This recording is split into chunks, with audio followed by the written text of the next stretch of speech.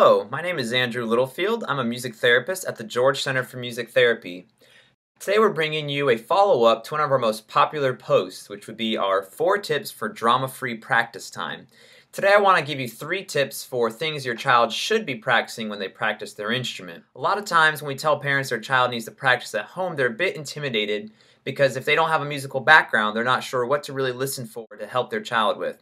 So I'm going to give you some tips to make these are things that they absolutely should be doing when they play. The first one is to make sure your child practices consistently with a metronome. If you're unfamiliar with what a metronome is, it's basically a device that keeps a steady beat for you. A little bit unpopular with young students because a metronome will tell you when you're wrong. It keeps a steady beat, so if you play a little bit faster than normal or a little bit slower than normal, you'll know and it'll point it out to you. And that can be a little bit frustrating for some students. This kind of leads us into our next point though, and that we want to make sure your child only plays things fast enough that they can play it without making any major mistakes. It's tempting for many young students to want to play things up to tempo right away, but then frequently we run into problems where you're making a bunch of mistakes while you play it that fast.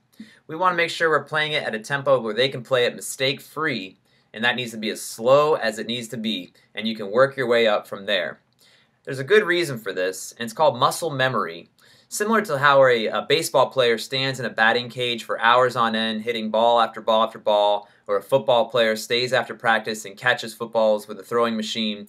They're doing that because they're trying for their body to memorize what it feels like to catch a football or to hit a baseball. Our bodies do the same thing when we're playing an instrument. The more we play a repetitive song or scales, something like that, our muscles start to memorize what those movements are.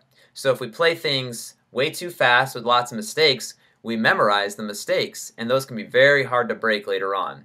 It's important that we play things nice and slow and cleanly, and that way we memorize all the good habits, and as we pick up the tempo, things will go much, much smoother.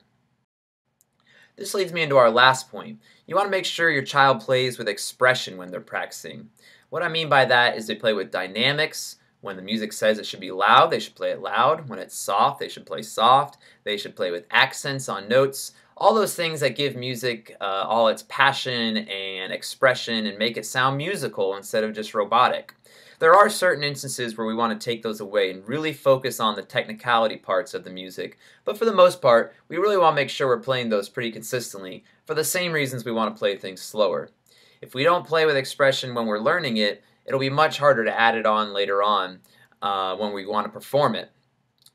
So again, make sure you're practicing the way you want to play, and those habits will stick around as your child progresses in their musicianship. Thank you very much for tuning in. I hope you enjoyed this. If you're ready to sign up for adaptive music lessons or music therapy, please check out our website and click on our free consultation button. Thank you. Have a wonderful weekend.